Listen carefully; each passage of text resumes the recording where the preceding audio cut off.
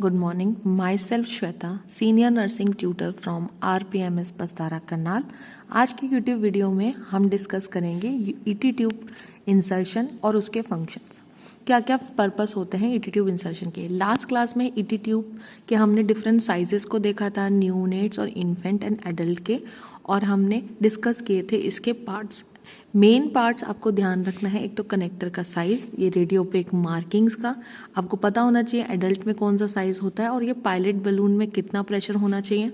Murphy's आई का क्या use है जो आपकी यहाँ होती है, और ये आपकी कर्व्ड ट्यूब है.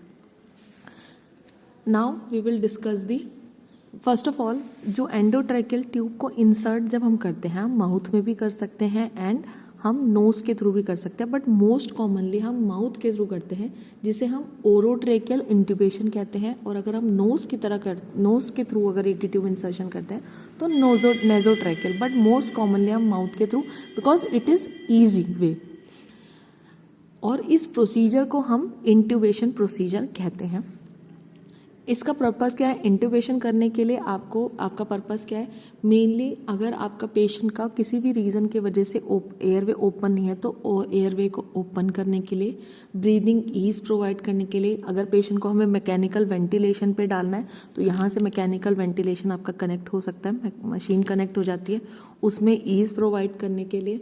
आपको रिमूव अगर एक्सेसिव सिक्रीशंस है तो भी हम ईटी ट्यूब की हेल्प से रिमूव कर सकते हैं. अगर पेशेंट को एज सच ब्रीदिंग डिफिकल्टी नहीं है लेकिन हमें एनेस्थीसिया प्रोवाइड करना है, और एनेस्थीसिया जब हम जनरल एनेस्थीसिया दें या अगर हम इनहेलेशन एनेस्थीसिया देते हैं तो इसका यूज़ करते हैं. जनरल एनेस्थीसिया में पेशेंट की रेस्पिरेटरी मसल्स वीक हो जाती है तो वेंटिलेटरी सपोर्ट प्रोवाइड करने के लिए हम ईटी ट्यूब से इंट्यूबेशन करते हैं और ऑक्सीजन एडमिनिस्ट्रेशन करने के लिए.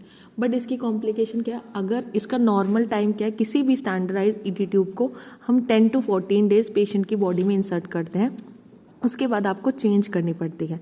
लेकिन अगर हम चेंज नहीं करेंगे तो इसका कॉम्प्लिकेशन क्या है? लैरिंजल एडिमा, आपके वॉइस कॉर्ड्स और लैरिंग्स क्या होने लगते हैं, पेशेंट के डैमेज होने लगते हैं.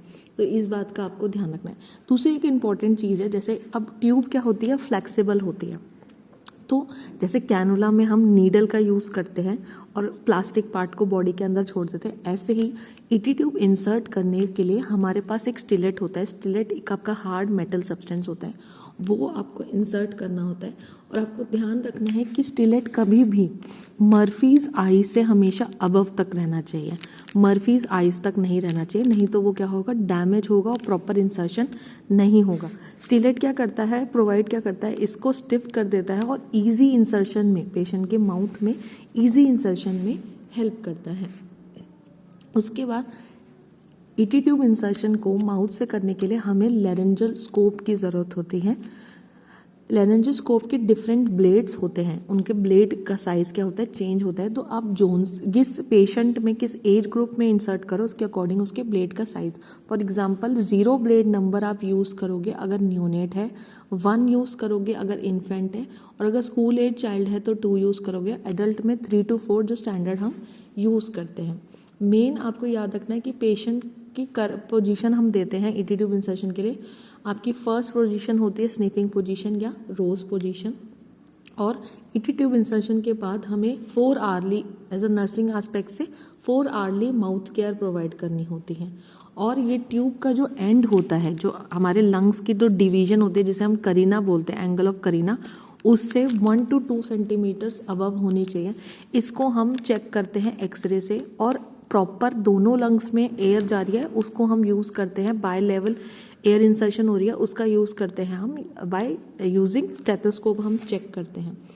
अगर आपके पेशेंट को हमें ईटी ट्यूब रिमूव करनी है तो हमेशा पहले प्रॉपर सक्शनिंग करनी है, 100% ऑक्सीजनेट करना है. फिर सिरिंज की हेल्प से आपको पहले डिफ्लेट करना है कफ को, जैसे अभी ये पोजीशन में डिफ्लेट है, पहले डिफ्लेट करके रखना है, फिर ही आप ईटी ट्यूब. अगर आपने इन्फ्लेट ही पोजीशन में ईटी ट्यूब निकाल दी तो पेशेंट को आपके लंग्स में इंजरी हो जाएगी.